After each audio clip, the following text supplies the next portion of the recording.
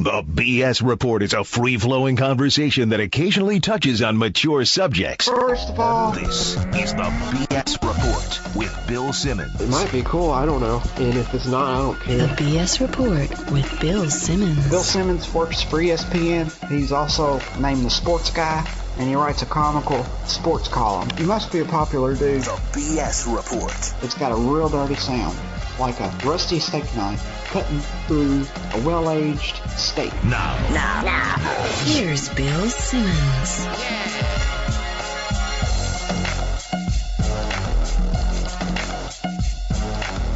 Welcome to the BS Report. Sunny Monday here in Southern California, and for the BS Report fans out there, we finally captured Joe House eating on video, and you can check that out on the Grantland Network. We took Joe House to a diner in California, and he ate an ungodly amount of food. Cousin Sal, you witnessed the video last night. What were your thoughts? I did. I was both disgusted and very, very jealous at the same time. It's a weird emotion, but it really it looked like it had been shot over 3 days. The amount he consumed.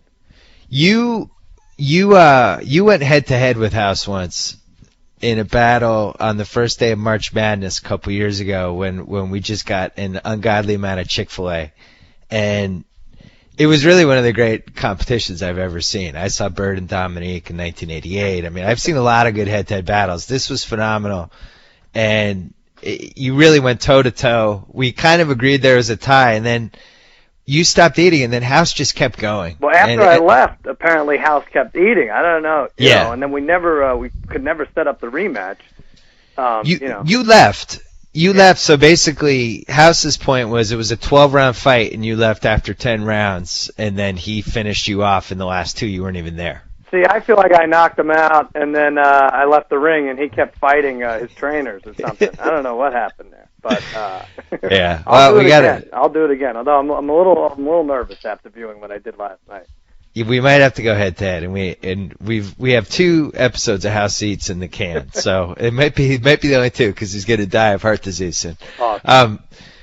So speaking of heart disease, speaking of heart, how about that transition? Nice. Yeah, I mean we can almost skip over it at this point. It's become a ritual of the BS Report. You come on after a terrible Dallas loss, and you question God and mankind and all this stuff. Do we even need to do it again? No, and I think it sucks that the Cowboys are allowed to lose the same way every week, but I have to come up with a whole new take.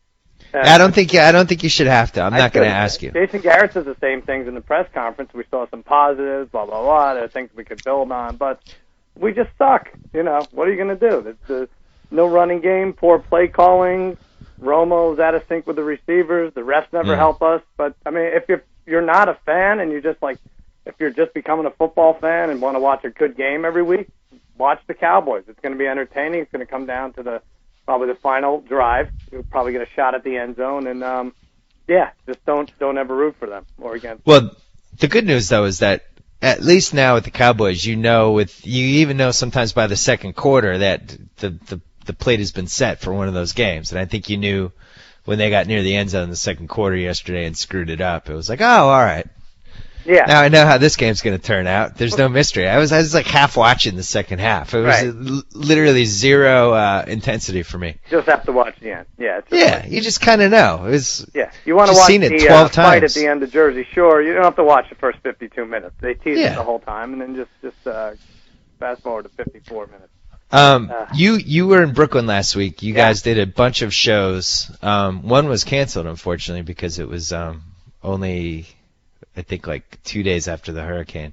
But you were able to get Tuesday, Wednesday, Thursday, Friday. What was it like to be in the city last week?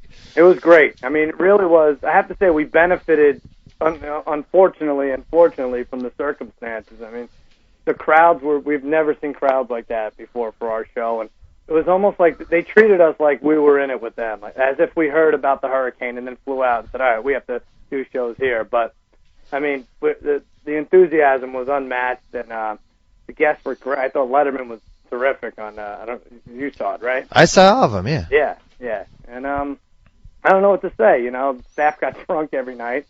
It was a big party atmosphere, and I think we got great ratings, too. I mean, that was the thing. Like, Conan went to New York a few months ago, and I don't think anyone even knew about it. You know, Right. A lot of times when these shows get up and move, no one cares. But like I said, because of the circumstances and the material we had to devote towards the hurricane, I think people were interested. Like Wednesday and Thursday were two of our highest rated shows ever.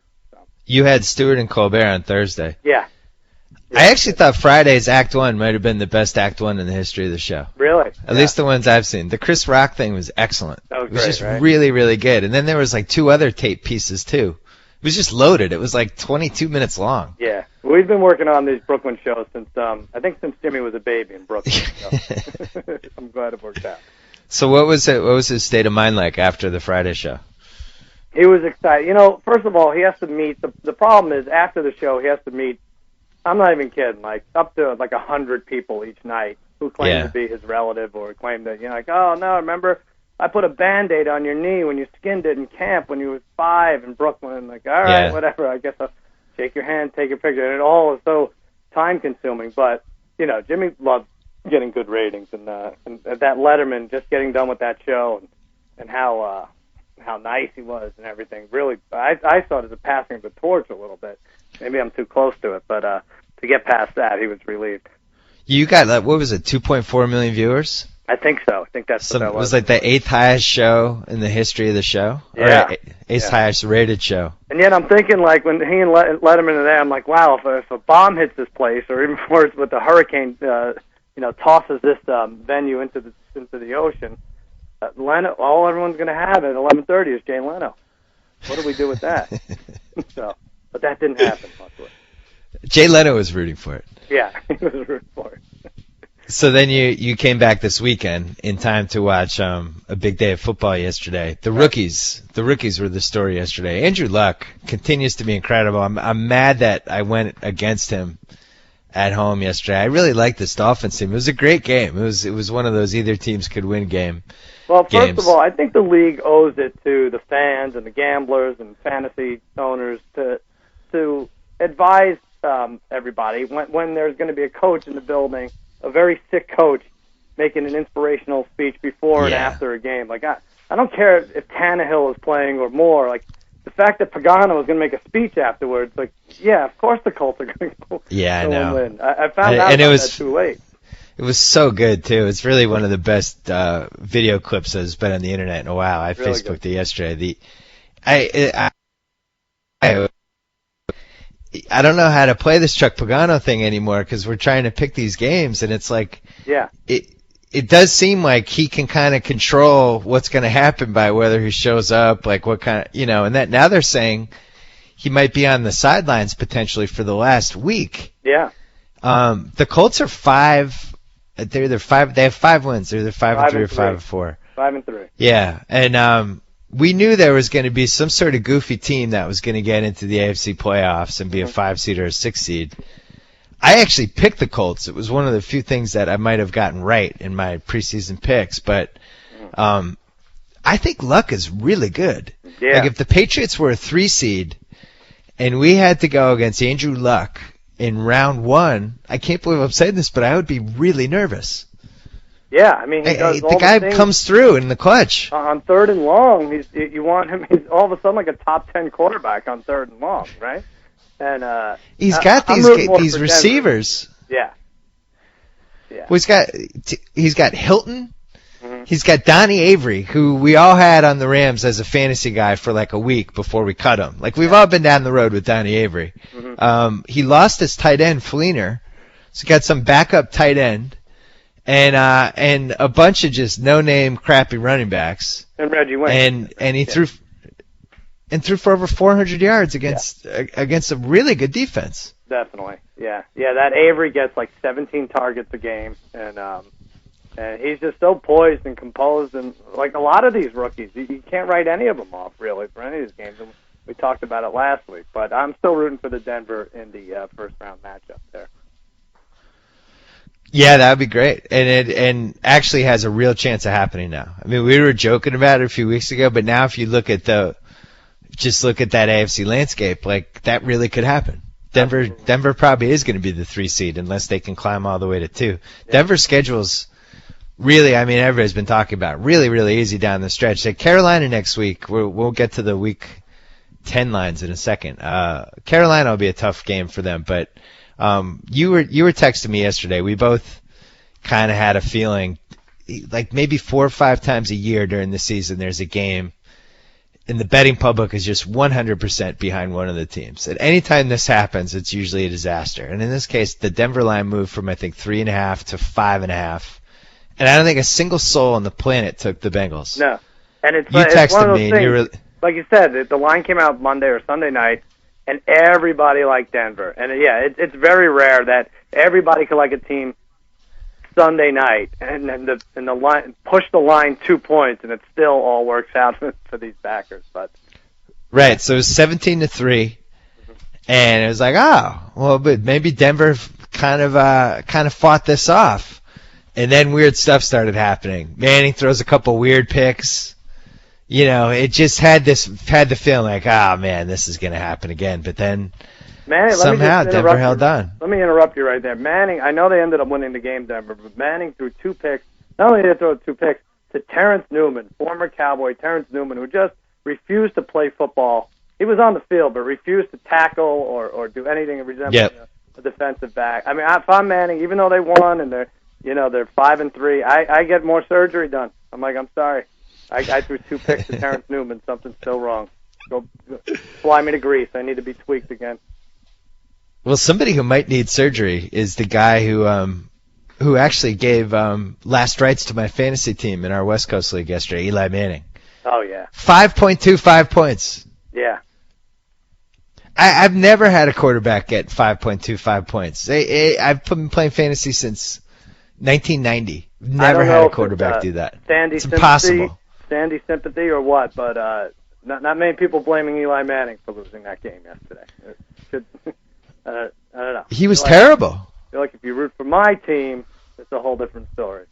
But it's true. Well, Eli now has been in it's a borderline tailspin, and I don't know what's going on. He threw for 5,000 yards last year. Yeah, but they get a break. And he threw for. They do, but that was a game I felt like they had. Pittsburgh, I thought, got really lucky in that game. They were behind by, I think, 10 at one point? They were losing by 10 in the fourth quarter. Yeah, like 14 minutes. Yeah. That doesn't happen against them. And they got the ever. Big play from Wallace, but Pittsburgh's they had to have walked out, or actually they flew out of there because they flew out last night. They had to fly out of there thinking they snuck out. And then it looks like the Bears defense made. I felt like an idiot. I picked Tennessee. I don't know what to make of this Bears team. Like they're barely beating teams week after week, and then they just absolutely annihilate Tennessee. I mean, they have 17 their defense, interceptions, 7 or 8 touchdowns that are non-offensive touchdowns. They're offensive to me. Somebody sent me an email. A reader sent me an email and said they might be on pace to have the greatest fantasy defense season of all time. Oh, yeah. Hold on, I'm going to call this up because he listed a couple my other. My buddy Harry has a team. I wrote about it in my Grantland article. Like every week, he's like, "Do I start Larod, Stevens Howlings?" Or I was like, "How are you 7-1? My God!" And then I look, he's got the Bears defense that averages about 16 points a game. Yeah, he said so. Before yesterday, they were averaging 12 a game. And this guy, Nate from Detroit, he looked back. He said he found the 06 Ravens and 04 Bills were both 8.8 points. Mm-hmm. He was on some website that went back all the way to 2001. He said, no, apparently this century, no team has ever had 10-plus points a game. No fantasy defense. Oh, average. And averaging. And this team is on pace to average like 14, 15 points a game. Like, it's insane. They're great. I mean, plus their kicker scores. Urlacher's probably like the 5th best defensive player on that team now. I mean, they're just like ball hawkers. Charles Tillman's all over every play. That's how you're supposed to play football. And then yesterday, Doug Martin also, Barnwell wrote about this in his Grantland column today, but Doug Martin had one of the 7 greatest fantasy running back games in the history of fantasy. Yeah. Well, I feel, in terms of people I feel bad for, obviously all the victims of the hurricane, and then not far down the list is anyone who had to go against Doug Martin, and I'm included in that. Damashek started him against me, and they have like 51 points, 51.2 or something. Yeah. disgusting. It was Clinton Portis had a 200-yard. It was over 200 yards. He had 5 touchdowns. So I think he finished with 56 points. Barnwell said that was the highest.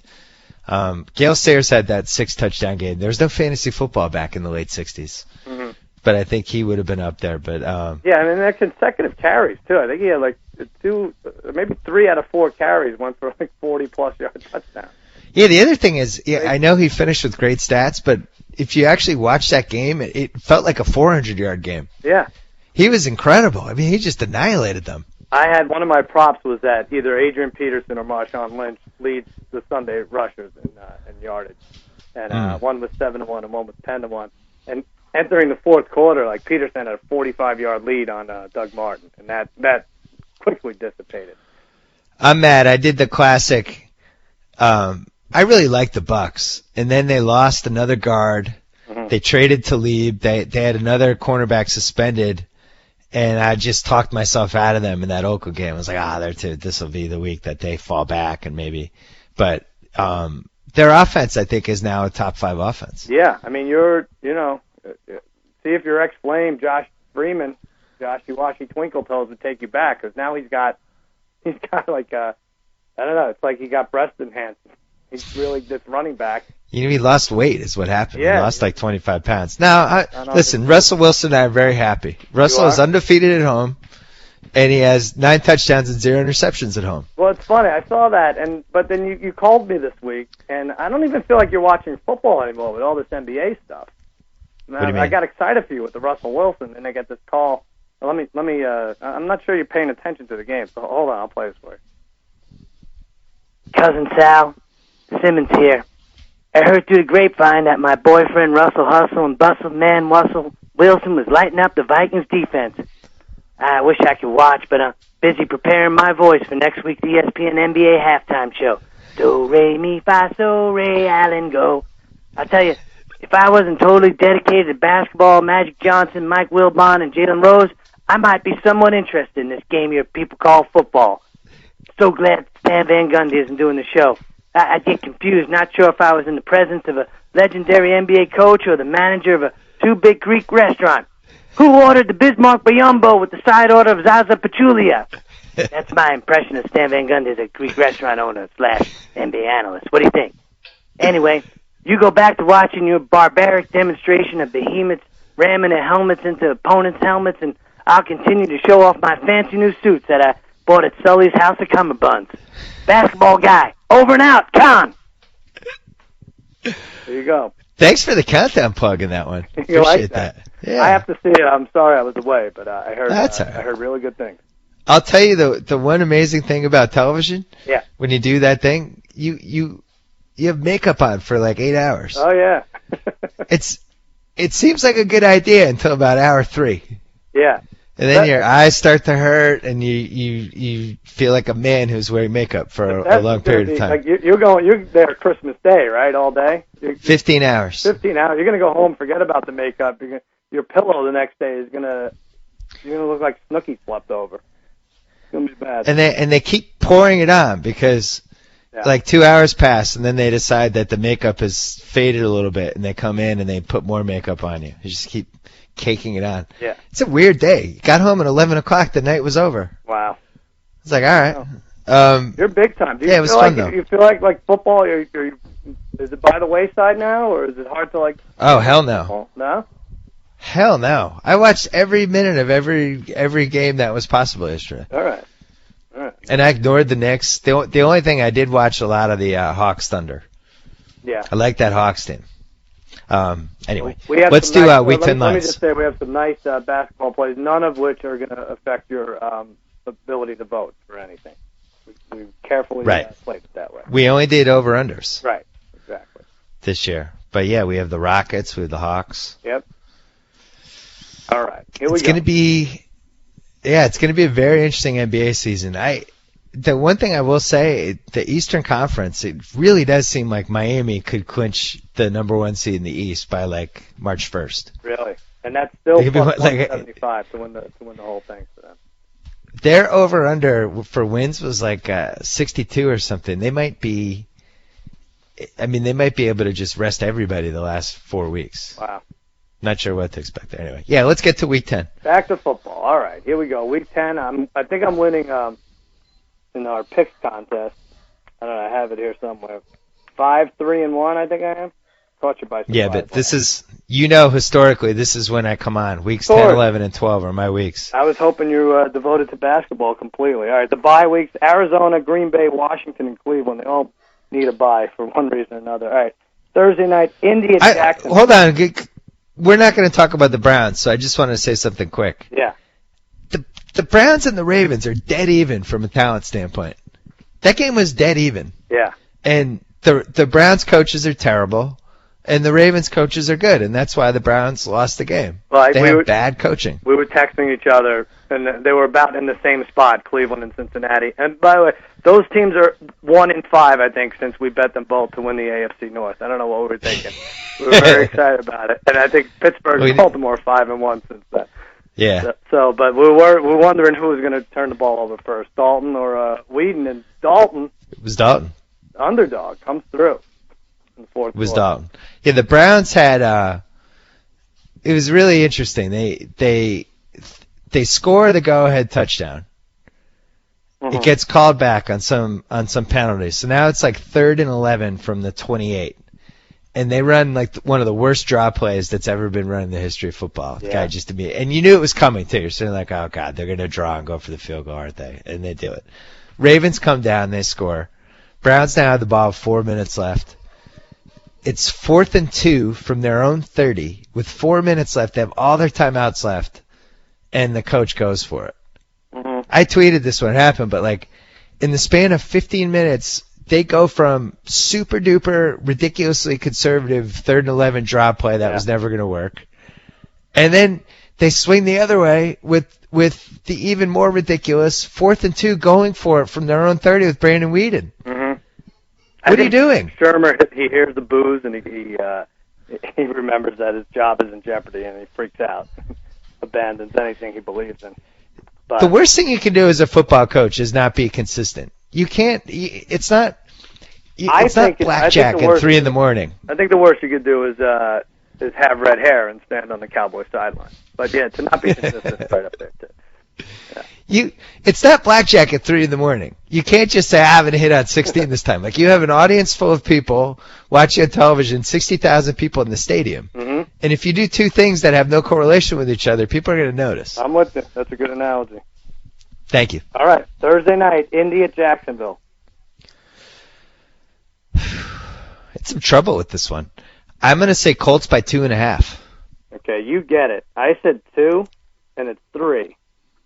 And not surprised. That's a trap game, if I ever saw one. Trap game. Agree. I mean, who is not going to like the Colts in that situation? They're coming off such a big gambler's high right now. And Jacksonville couldn't be less appealing as a bet. I'm just quickly looking at. I have a feeling that the Colts were bad on the road and good at home this year, right? I'm looking this up to make sure. Looked it up. I know. Yeah, they're 4-1 at home and 1-2 on the road. Yeah, they beat Tennessee last week though, right? They won their last road game, right? Yeah, that was their first one though. Yeah. Speaking of records, so I want to mention this quickly. Favorites were 10-4 yesterday, and Thursday. I think 9. We'd been on a run of. Gotta be 9. You have 9-5 or 10-4? Well, there's 14 games, so they're 9-4, and then there's one tonight, and then. Oh yeah. So they're 10-3. I had 9-4. I don't know. 9-4. You're right. Home dogs 1-4, and both double-digit favorites covered. So that is an odd week. Favorites hadn't had a good week in like 8 weeks. Mm-hmm. The home dogs are 2-10 in the last 12 home dog games. And no one's weird stuff's going on. No one's taking Jacksonville this week. All right, Sunday, Denver at Carolina. What do you do? I think you're gonna get your Denver doesn't cover wish a week late with this one. Wow. Denver by 3. Yeah, it's gonna be hard to win and not cover. I had 3 also. It's up to 4. Ooh, I like the Panthers. So I guess are they saying the Panthers are better than Cincinnati? I mean, Cincinnati was 5.5. Denver at Cincinnati. I think if you watch that Denver game, you don't feel as good about Denver as you did a week ago. Yeah. And maybe they're on the road back-to-back road games. That's true. You know, they lost on one of their offensive linemen yesterday. I don't know. That's true. All right, Giants at Cincinnati. This one I'm hitting exactly. Giants by 3. I said 3 also. It's 4. So we tie there. You're up 3-2, including the ties. This is a tailor-made for them. Cincinnati's such a soft team. They have A.J. Green and then nothing else. The Giants will teach them a lesson. Don't you Cincinnati's another team that you never feel that good about the coaching. Oh, they're so soft. Just so soft. I don't get it. That could not have been a more winnable game, especially at home. And it was just never felt like that team was totally on the same page. Tennessee at Miami. Yeah, I have Minnesota. I'm sorry. I have Miami by 4.5. Oh, you're going to get this. I went way low. I said 3.5, and it's 6.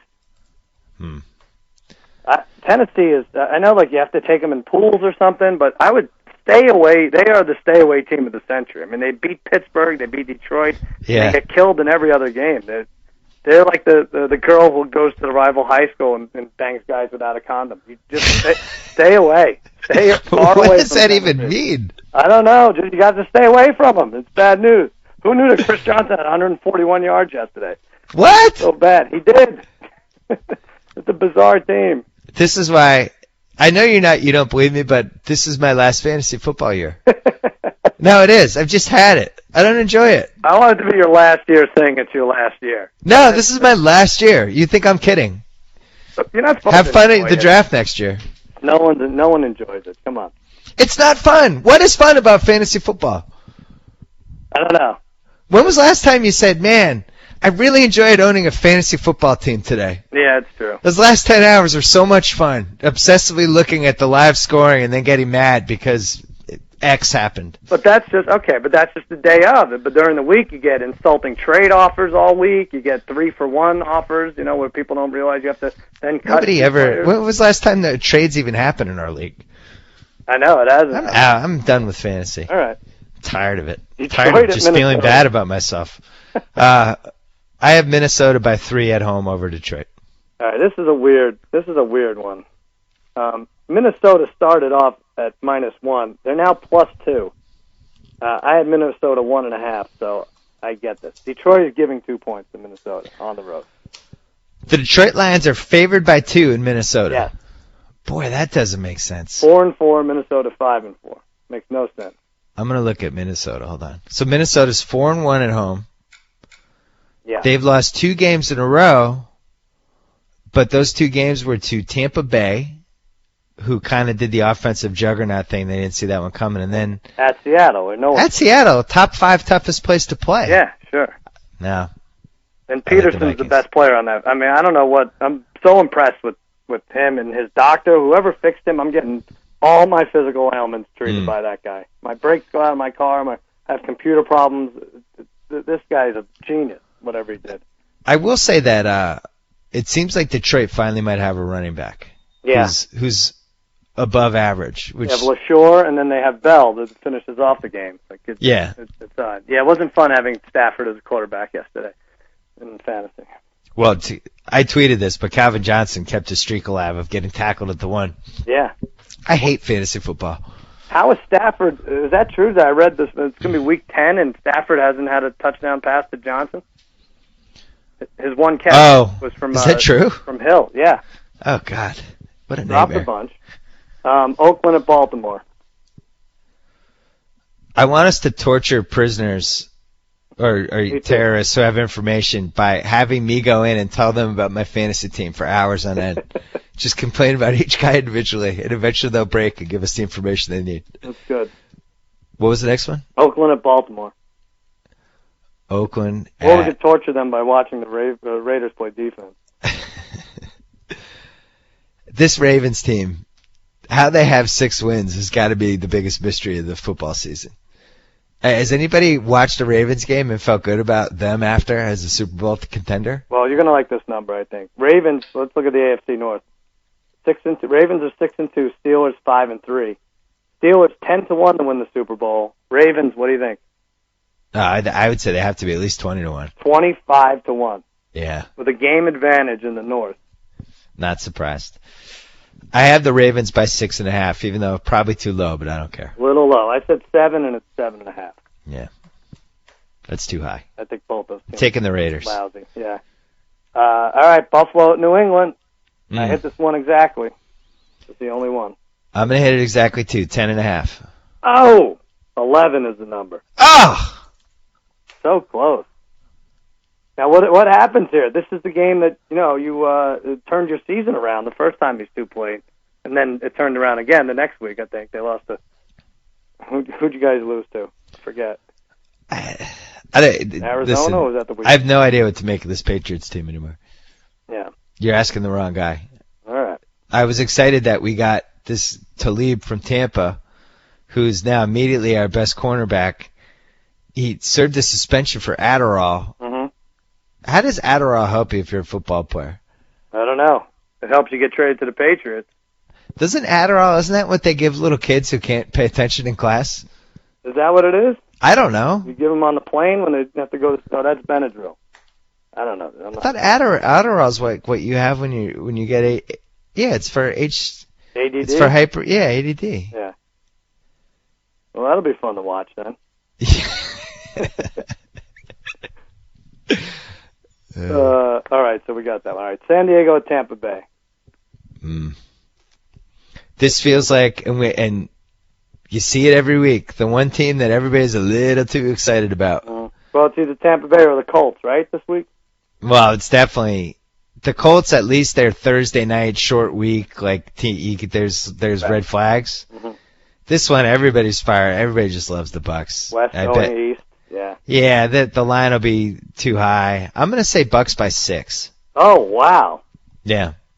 I said 2. It's only 3. Wow. I guess I underestimated. They're both or overestimated. 4. Yeah.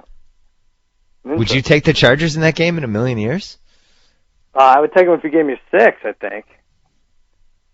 I don't know what to think of either of these teams. I think that goes up to 5.5. Wow. 5.5, 6 by game time. All right. Last game of Sunday, early games. Atlanta at New Orleans.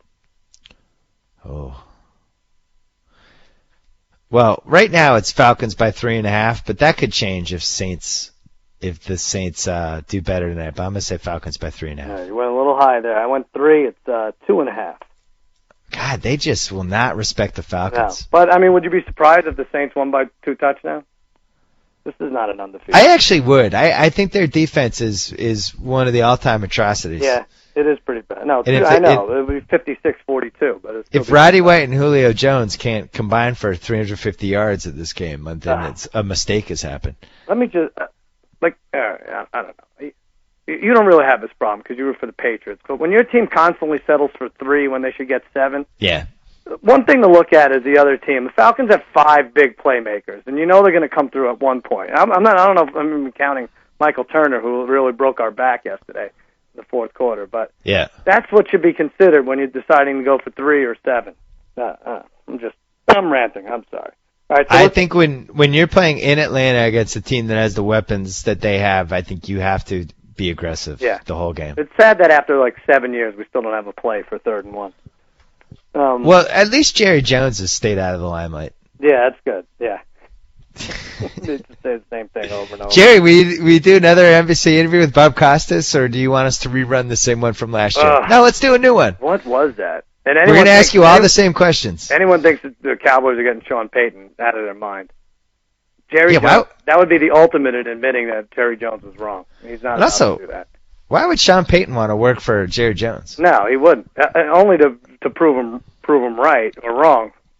I don't think they like each other anyway, but it would be it'd be a huge admission of failure by Jones.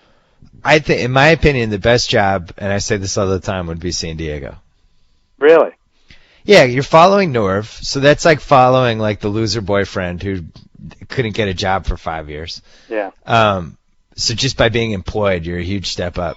But then, on top of that, my phone's going to go off. Yeah, get the phone. Maybe that's the San Diego job calling. But the weather. Yeah. That should be a killer job. I think that's a good job. I also like the man who applies your makeup in the halftime show. That'd be a lady. Oh, it is a lady. Yeah, that'd be a lady. All right. My phone's just going to keep going up. That's it. You know the best part? I was driving to work on Friday, and oh my God. What happened? Is this going to end or what?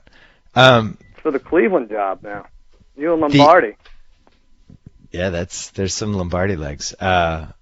He's denying it though. So I was driving to work on Friday, and I had this Sirius channel on called ESPN Extra. Yeah. It had just been on from the night before because I'd been listening to a basketball game or something on there. Yeah, you're on it all the time. Yeah. Yeah, the BS report was on. We were guessing the lines. Oh, our thing was on? I didn't know that. Our thing was on. I was driving to work listening to us guess the lines thinking, I can't believe people listen to this. That was my reaction for 20 minutes. Wow, this is terrible. That's been my reaction for 6 years. Wow. This is really, really amazingly Was it bad? mundane. Why? What happened? No, it wasn't bad. It was just funny listening to it. It sounds like this a lot, probably. It sounds like it's like we're on the phone, but it's been recorded. Maybe if we wear makeup over the phone, it'll work. What's the best early game? Those are the early games. What are we looking at? Atlanta, New Orleans, or Detroit, Minnesota?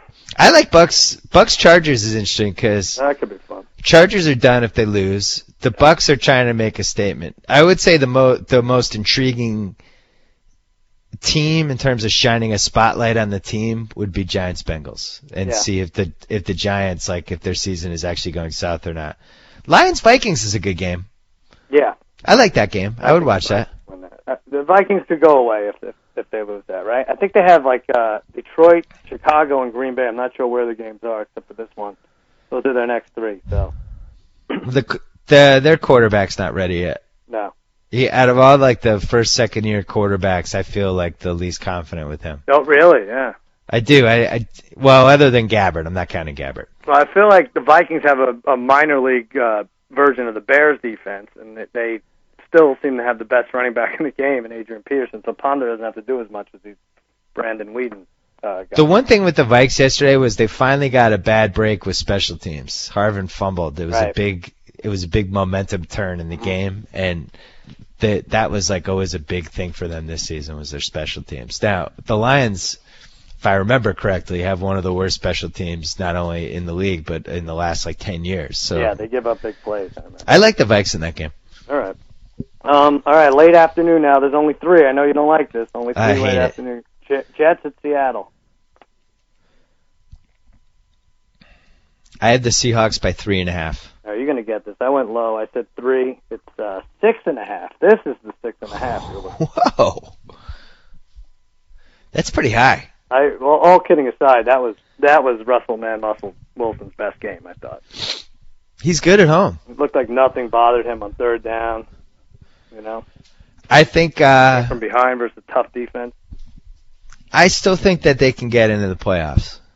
Yeah, but I was looking at it. Hold on. Well, it'll be a 5-4. It'll be a team that's right around 5-4 now, right? It's either them or it should be.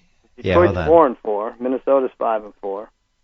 Well, but we both agree it's not going to be Minnesota. No, even though I think they're going to win. So it's not going to be an NFC East team. It's not going NFC East is out. Not going to be. Well, I guess if you think Tampa Bay maybe could crawl in there. Well, we can put Green Bay and Chicago in there, right? Yeah. We could put San Francisco in there and Atlanta. Mm-hmm. So now it's basically down to Seattle, Tampa, and Minnesota. Or Detroit. Yeah. Detroit's 4-4. Yeah, so they'd have to win this week, basically. Mm-hmm. That's a big game. Are you really ready to cross your team off? Well, 3-5 means 7-1 the rest of the way. I really just wish football were based on something other than winning games because we're right. We're as good as everyone else when it comes to. If you would, I don't know how you would gauge it. All right. We cannot pull out wins. I can't resist doing this. All right, Doug. Week 10. Come on. Week Not 10 with my team. Week 10 at Philly. Well, here's what I'm going to say. No, be Doug. Oh, you have to be Doug. All right. I can't remember that. Week 10. At Philly, Mike, you know what's going to happen. Ratliff is going to overdo it with the cheesesteaks, and this team doesn't have a chance. That's a loss. Oh, all right. No more room for error. Week 11, home Cleveland. Week 11, Mike, I'm glad you said that. The way you said it, I am so impressed with the way you said that. Week 11, Cleveland, that is going to be a win, or there's going to be some firings. Thanksgiving, 4:15, Washington Redskins. Mike, again, great job mentioning the time. I think people, especially with daylight savings time, they don't know when to turn these games on. 4:15 is right. I think they pull it out against the Skins at home. Oh, dog, 3 in a row at home. Sunday night, NBC, Philadelphia. Mike, They might be done. They could be done by then, Mike, but Cousin Sal will be at that game, so there is no chance in hell they win. That's a loss. All right, so you could win those 3 home games. We had the toughest. Barnwell pointed out Cowboys had the toughest first 8, and then with Atlanta in the league. I mean, it was like going against the equivalent of a 10-6 team every week. So, And if the Eagles look terrible against the Saints, yeah, that might be Nick Foles' first start. right. November 11th, Week 10. Mm-hmm. Philly, Cleveland, Washington, home for Philly. We have Philly I don't twice, think you're out yet. Philly twice and Washington twice. So we'd have to win 3 out of 4. But there's no room for error there. It's one loss. The rest But of you could run the slate there. You could go 4-0 with those 4 games. All right. Home against Pittsburgh. We have New Orleans. Then you're at Cincy, home for Pittsburgh, home for New Orleans, at Washington. All right. I don't know why you're doing this to me. It's really not fair. But the point is, 10-6 could be the 6th wild card, and you're not out of it. Yeah. And All right. We lost You've to Seattle, had- though. That would be the tiebreaker with 10-6 with Seattle, and we lost to Chicago, too. So. yeah, but still, Let's move on. St. Louis at San Francisco. I have 10.5. Niners by 10.5. You're going to get it. I said 10. It's 11.5. So let's count the score here. It's 6-2. It's 7-6 if we count ties with 3 games left. Okay. Dallas at Philly. I have Eagles by 2.5. Oh, you hit it exactly. And now we're tied again. And like I said, we're not sweeping them. So, and I'm going to the game December. Can you remind me quickly, what's the Dallas-Philly history? Somebody always wins somewhere. You always lose in Philly? What is Cowboys it? always lose everywhere. Okay. Well, Yeah. other than that. We lost twice to them last year. I think we've lost I think we're 2-4 in the last 3 years. Okay. All right. Houston and Chicago, great Sunday night game. Yeah, is this the first truly great Sunday night game? I'm sure there's been this is the first one that I feel like could be a Super Bowl preview. I mean, Baltimore, New England, early on. Looked, Yeah, that wasn't a Super Bowl preview. I guess that was an AFC Championship preview, maybe, but it's a great one. I have this line. What do you think? Well, it was either 3 or 3.5. I went 3.5. Bears by 3.5. Oh, you were a little high there. I said a pick 'em because I thought about it for 3 minutes. That was a long time to be staring at two city names, and it's 1.5 Chicago. Whew, 2 points off for me. Barely get that. Yeah. All right, so you need this one to tie. And I was off by a point. Monday night, KC at Pittsburgh. I have Steelers by 14. You're not going to get it. I said 11.5. It's 12.5. Oh no! I win again. Why isn't that Steelers line higher? Who's taking the Chiefs getting 12.5? I know, that's miserable. Who? Name the person. Let me ask you this. Name who's even watching this game? I feel bad for ESPN, but what would the Steelers uniforms have to look like for me to want to watch this? I picked the Chiefs on Thursday night, and they were actually kind of in the game for a while, and then it's just like the stink of that team just eventually, it's like that Walking Dead zombie stink. It's just they can't shake it. They're bad. It's just going to get them eventually. Yep. They stink. I mean, they have 120,000 people who follow that Save Our Chiefs Twitter thing. Is it that many? Wow. Yeah. What other? I mean, you always talk about how rough it's been as a Cowboys fan. Yeah. There's no Save Our Cowboys Twitter feed. No, I know. That's pretty strong. Jerry Jones would shut it down. Hey, what do you have for the Obama-Romney line? Well, it's minus. I was looking at it. Regardless of who you want to win or whatever, it might be smart at this point. Minus 285 for Obama. Oh. I feel like he's cinching up those swing states. So you still would lay the minus 285? I am looking at a parlay. If my guy will take this with Obama and Saints plus 3.5 tonight, which is also minus 280. It's a mess. I'll talk to you about it later. Saints Obama. Saints Obama, yeah. Maybe we throw in an NBA team too. Oh, really? Yeah, let me look at the NBA All right, schedule. throw your makeup on and let me know who you like. Hold on, I'm just putting on a little blush. Raptors at Thunder. Oh, that's got to be high, right? I think this Thunder team is way overvalued. They were like 10-point favorites yesterday against the Hawks and lost outright. The Raptors, I like them. I think the Raptors are like half decent. Really? So we're going to bet a Canadian basketball team with an American. Yeah, I think that makes it better. I think we take the points of the Raptors. That makes sense. Saints plus minus 3.5 or plus 3.5? No, plus 3.5. It's an adjusted line. So. Oh. Yeah. All right, we'll talk offline. We'll talk about it. Let me just plug Jimmy Kimmel Live. Your favorite, Robert Pattinson, on tonight. Chris Hardwick, Ben Folds 5. And later in the week, John Goodman, Hayden Panettiere, Kirstie Alley, Daniel Craig, and much, much more, a tiny bit more.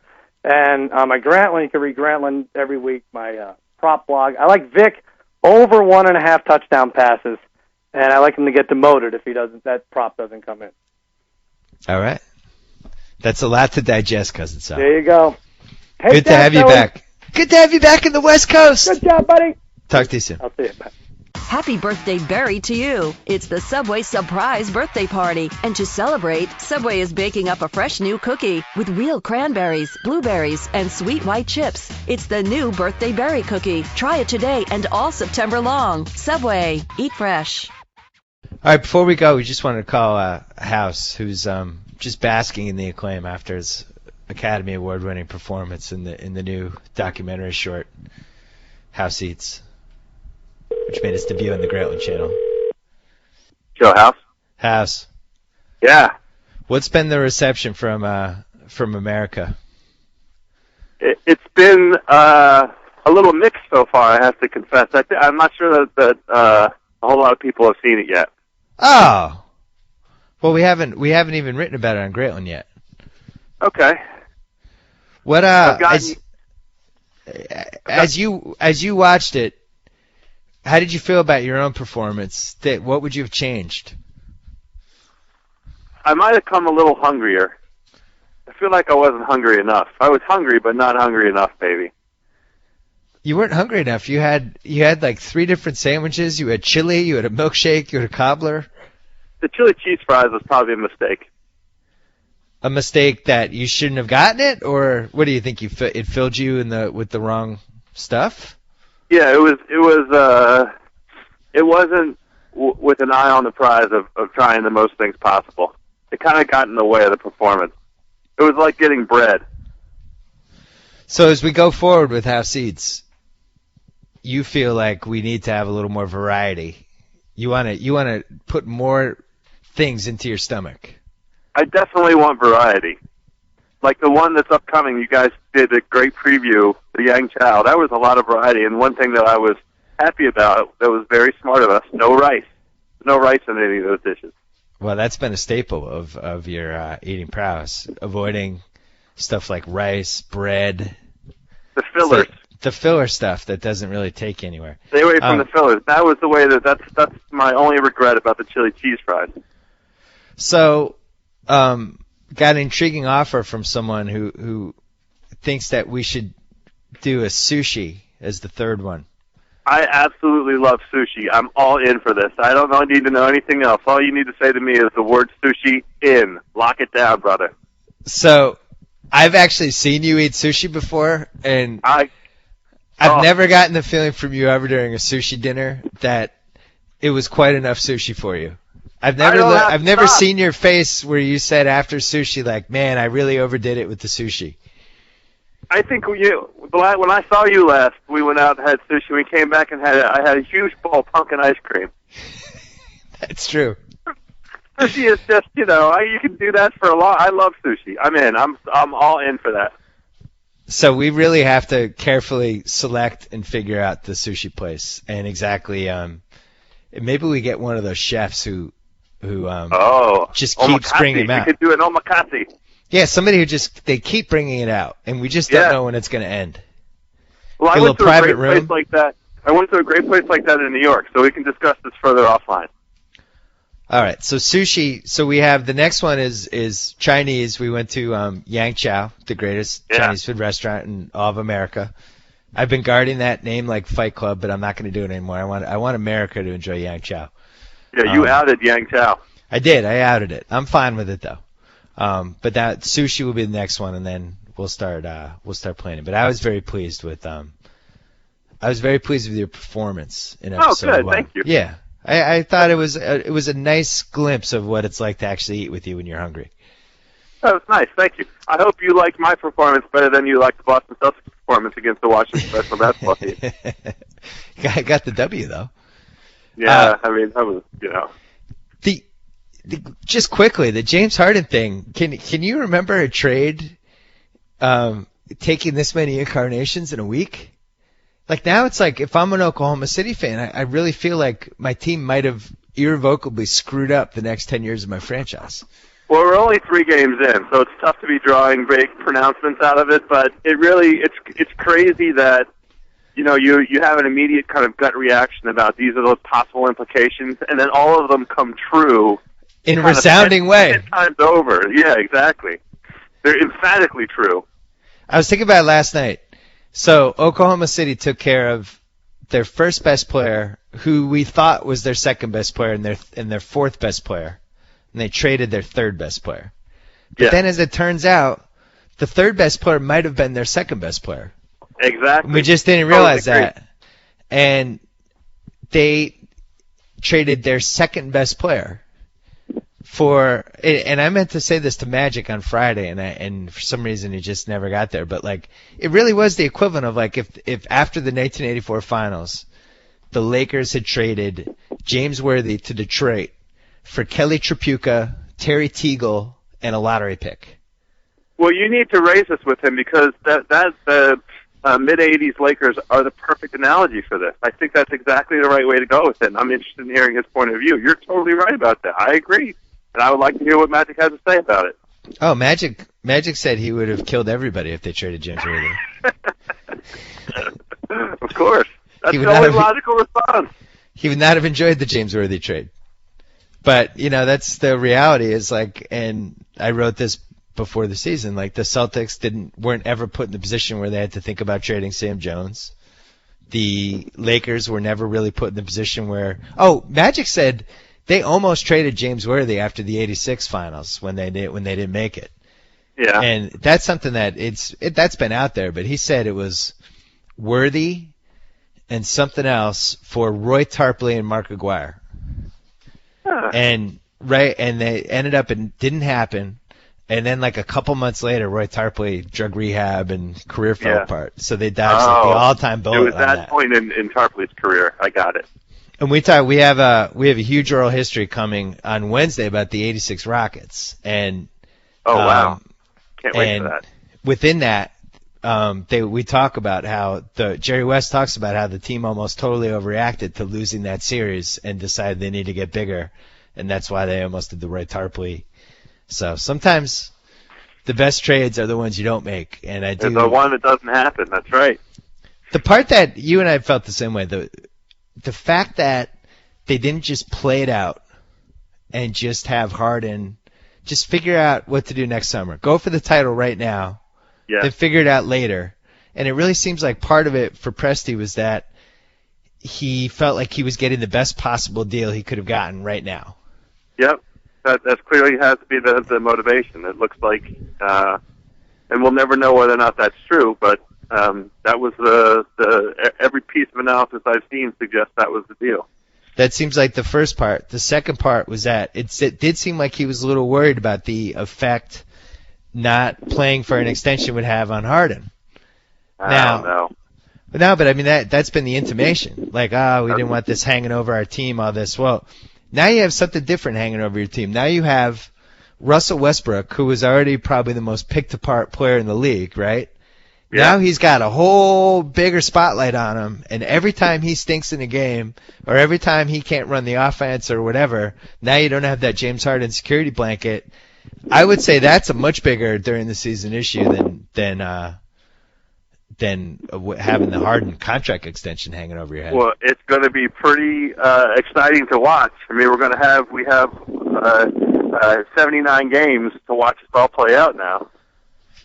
I just don't like their team as much. And I know it's going to take time, and I know, these guys have to learn to play together, but, boy, you put a lot of pressure on Durant now. I mean, he's got to rebound. He's got to create shots for teammates. He literally has to change his game this season. He has to do more of a LeBron impersonation than what he's good at. And the Westbrook effect you just described. Both of them have to step in a way that they haven't had to, so far in their early careers. I think Westbrook's been exposed in these first 3 games because we knew it because we always were big James Harden fans, but it just felt like anytime Westbrook started to get a little wonky, Harden would come in. Yeah, I mean, it's small sample size. It's awfully hard to be drawing season-long pronouncements. But it goes back to the basic question of whether he's a point guard or not. And the bottom line is they were able to hide a lot of his weaknesses by having that James Harden thing.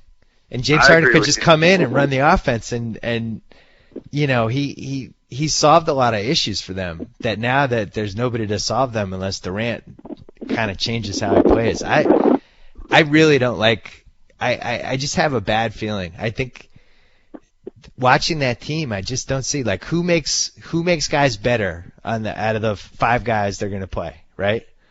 Yeah, I know. It's got to be Durant is the only guy. We'll have an opportunity. Let's let a few more games go get played and start drawing a little bit. But I'm bummed though because I really liked watching that team. I want to see one more year with that team. Then blow it up next summer. I feel that's why that was my main complaint. I feel cheated. That's why people last week they were like, "Wow, you really took that Harden trade personally." It's like, yeah, I took it personally. I love basketball. I want to see that team play together for another year. It felt like they had earned one more year. Not just that, but they really did have the most interesting mix in terms of what they could throw at Miami. I mean, you wrote it, and it's exactly the way I think about it. That series came down to about 6 or 7 plays. It wasn't like Miami just dominated Oklahoma City. I do wonder if that might have been the best thing that ever could happen in James Harden's career is getting traded and going into FU mode a little bit. Maybe he needed that, Again, small sample size, but so far it's been pretty impressive. It's been pretty good showing over the first 3 games. Fun guy to watch. I have to go, but we need to revisit our Houston and Oklahoma City over-unders, by the way. Yeah, I mean, I would have gone over 40 for Houston, and I definitely would have gone under whatever Oklahoma City was. I mean, I think can't they're recall under whether 55 we went now. Yeah, so we're Oklahoma City we can do right now. We're both going under. But Houston, I want to look and see what the revised number is. Oh, it was like 35. Is it? Oh, I like the over for that. I think they're a playoff team. I might have been right with Portland. I think I was wrong with Detroit, but I think Portland might have something. That might be a 40-win team, as I was hoping. Yeah, they don't look half bad. New Orleans looks pretty good. I like what we've seen out of New Orleans so far. The Knicks have been impressive, but they're just not making 3. With New Orleans, Eric Gordon it might be out for the season, though. That's a sad story. All right, I got to go. I got to go, too. Joe House, congratulations on your epic eating performance. Thank you. I appreciate it. See ya. More to come. So I get to sign off. Whoa. Thank you for downloading the BS Report with Bill Simmons. Too much fun. Check out more podcasts at the iTunes Music Store or at Pod Center at ESPNradio.com. Peace out.